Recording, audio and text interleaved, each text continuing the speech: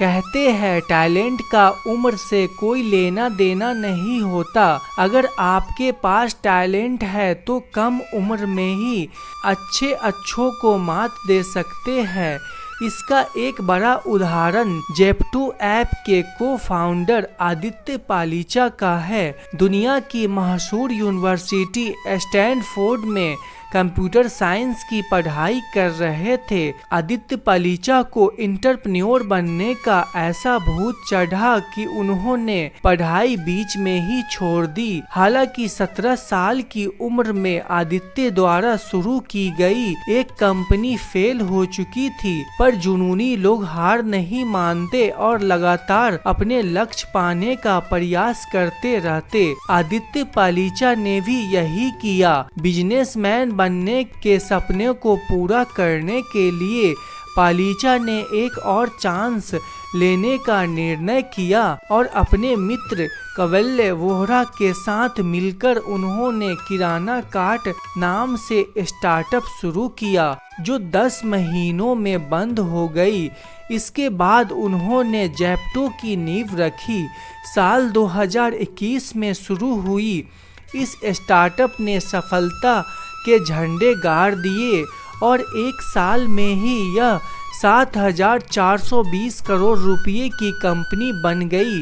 Zepto की सफलता ने आदित्य के दिन बदल दिए और साल 2022 में केवल 20 साल के ही उम्र में 1200 करोड़ रुपए की संपत्ति के मालिक बन गए। इस तरह जेप्टो को फाउंडर कवल्य वोहरा की नेटवर्थ भी 1000 करोड़ रुपए हो गई। वो भारत के सबसे कम उम्र में करोड़पति बनने वाले शख्स बन गए। उन्होंने यह उपलब्धि 19 साल की उम्र में ही हासिल कर ली।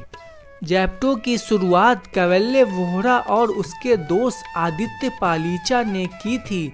दोनों स्कूल से लेकर कॉलेज तक साथ में पढ़े थे। दोनों ने अमेरिका के स्टैनफोर्ड यूनिवर्सिटी में दाखिला लिया था, जिस स्टैनफोर्ड यूनिवर्सिटी में एडमिशन पाना लाखों छात्रों का सपना होता है। वहाँ से आदित्य और कवल्य ने अपने एक आइडिया के कारण पढ़ाई छोड़ स्वदेश लौट आए। वे देश के लिए कुछ करने का सपना देखे थे। आदित्य और कवल्य को स्टैनफोर्ड यूनिवर्सिटी के कंप्यूटर साइंस इंजीनियरिंग प्रोग्राम में दाखिला मिला था।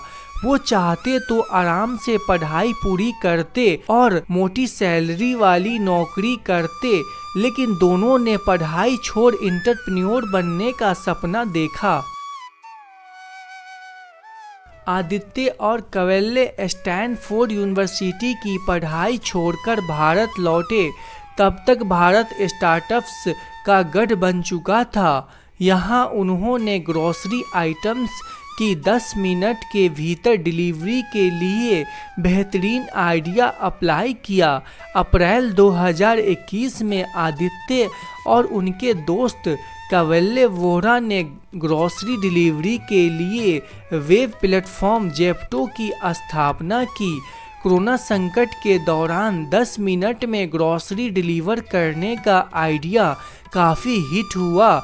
इस आइडिया के वजह से जेप्टो अमेज़न और फ्लिपकार्ट जैसी दिग्गजों से टक्कर ले पा रही थी। कंपनी ने साल 2021 में 10 लाख ऑर्डर डिलीवर किए। वहीं 86 ग्रोसरी बिजनेस के साथ काम कर रही थी। जेप्टो का मुख्यालय मुंबई में है। मुंबई से ही अपने कर्मचारियों और डिलीवरी एजेंट के साथ इस कंपनी की शुरुआत हुई। पहले ही साल में उनकी कंपनी 7300 करोड़ रुपए की कंपनी बन गई। कोरोना के दौरान लोग घरों से बाहर निकलने से बचना चाहते थे। ऐसे में जेप्टो को इसका फायदा मिला। एक ही महीने में उन्होंने 200 मिलियन की कमाई कर ली। जेप्टो इस समय भारत के सबसे बड़े शहरों में ऑपरेट कर रही है। यह कंपनी करीब 1000 लोगों को रोजगार दे रही है। अपने प्लेटफॉर्म पर यह कंपनी फल, सब्जी और दूसरी वस्तुओं सहित 3000 अलग अलग प्रोडक्ट्स की पेशकश करती है। कंपनी की सफलता ने आदित्य और कवल्ले को भी करोड़पति बना दिया। मीडिया रिपोर्ट के अनुसार पिछले साल आदित्य पालीचा का नेटवर्थ 1200 करोड़ रुपये थी, वहीं कवल्ले 1000 करोड़ के संपत्ति के मालिक थे। जेप्टो भारत के बड़े बड़े शहरों में काम कर रही है।